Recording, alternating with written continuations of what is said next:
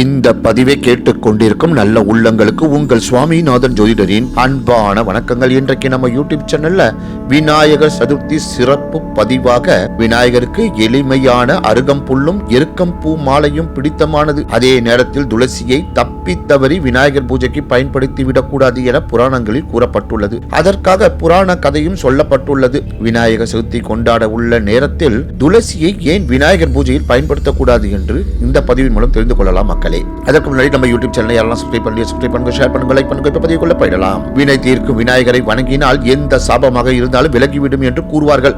ஆனால் அந்த விநாயகரை ஒருவருக்கு சாபமிட்ட சம்பவம் உள்ளது. அதுவும் அவரை விரும்பிய பெண்ணுக்கே விநாயகர் சாபமிட்டார். விநாயகர் ஏன் தன்னை விரும்பிய பெண்ணுக்கே சாபம் கொடுத்தார்? யார் அந்த பெண்? விநாயகர் கொடுத்த சாபத்தின் விளைவுதான் என்ன? துளசி மரணத்தின் கடவுளான யமதர்மனின் மகள் ஆவார். அவர் தன் இளம் வயதில் விஷ்ணுவின் தீவிர பக்தையாக இருந்தார். அவர் தினமும் கங்கை நதியில் உள்ள விஷ்ணுவின் கோவிலுக்கு சென்று நதியில் நீராடி விஷ்ணுவை வழிபாடு செய்வதை வழக்கமாக கொண்டிருந்தார். இவ்வாறு தினமும் வழிபாடு செய்து கொண்டிருந்த போது ஒரு நாள் கங்கையின் மறுக்கரையில் ஒருவர் தியானத்தில் அமர்ந்திருப்பதை பார்த்தார். அவரின் தேஜஸை கண்டு மயங்கிய துளசி அவர் மேல் காதலில் விழுந்தார். அந்த தியானத்தில் இருந்தவர் வேறு யாரும் அல்ல, விநாயகர் தான். தியானத்தின் போது அவர் எழுப்பிய ஒளி அவரின் வசீகரத்தை மேலும் அதிகரித்தது. இதனால் அவரிடம் சென்று தன் காதலை வெளிப்படுத்த எண்ணினார். உடனடியாக பிள்ளையாரிடம் சென்று தன்னை மணந்து கொள்ளும்படி கேட்டார். இதனை சற்றும் எதிர்பார்க்காத பிள்ளையார் அமைதியாக துளசியின் காதலுக்கும் திருமணம் பற்றி வேண்டுகோளுக்கும் மறுப்பு தெரிவித்தார். துளசி அதற்கு காரணம் கேட்டபோது தான் தன் தந்தை சிவபெருமானுக்கு எப்படி பார்வதி தேவி சிறந்த துணையாக இருக்கின்றாரோ அதே போல தானும் தனக்கு தன் அன்னையைப் போல இருக்கும் பெண்ணையே திருமணம் செய்து கொள்ள இயலும் என்று கூறினார். விநாயகரின் இந்த பதில் துளசியின் கோபத்தை அதிகரித்தது. இதை தனக்கு நேர்ந்த அவமானமாக கருதினார். தன் உணர்ச்சிகளை மதிக்காத பிள்ளையாரை தண்டிக்க எண்ணினார். எனவே பிள்ளையாருக்கு சாபம் இட துணிந்தார். தன் காதலை மதிக்காத பிள்ளையாருக்கு வருங்காலத்தில் அவர் எண்ணங்களுக்கு எதிராகவே திருமணம் நடக்க வேண்டும் என்று சாபமிட்டார்.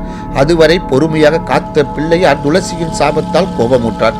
எனவே வருங்காலத்தில் நீ ஒரு அசுரனை தான் திருமணம் செய்து கொள்வாய் என்று துளசிக்கு சாபமிட்டார். விநாயகர் அளித்த சாபத்தின் விபரீதத்தை உணர்ந்த துளசி தான் செய்த தவறை உணர்ந்தார். உடனடியாக தன் தவறை உணர்ந்த துளசி விநாயகரிடம் மன்னிப்பு கேட்டார், கெஞ்சினார். துளசி கண்ணீர் விட்டு கெஞ்சுவதை பார்த்த விநாயகர் மனம் இறங்கினார். விநாயகர் அளித்த சாபத்தின் விபரீதத்தை உணர்ந்த துளசி தான் செய்த தவறை உணர்ந்தார். பிள்ளையார் தான் அளித்த சாபத்தையே வரமாக மாற்றினார். அதன்படி விஷ்ணுவின் அருளால் துளசி புனிதமான துளசி செடியாக மறுபிறப்பு எடுப்பாய் எனவும் விஷ்ணுவை உன்னை கொண்டு பூஜிப்பார்கள் எனவும் கூறினார். ஆனாலும் நீ என்னிடம் இருந்து எப்போதும் விலகிதான் இருப்பாய், என்னை உன்னை கொண்டு பூஜிக்க கூடாது என்று கூறினார். விநாயகர் கொடுத்த சாபம் பலித்தது. அதன்படி துளசி அரக்கர்களின் மன்னனான ஜலந்தரையே மணக்க நேரிட்டது. அரக்கனான அவன் செய்த தவறுகளுக்காக பின்னாளில் அவனை சிவபெருமானால் வதைக்கப்பட்டான். அதன் பின் தானும் இறந்த துளசி விநாயகர் கூறியது போலவே புனிதமான துளசி செடியாக பிறந்தார்.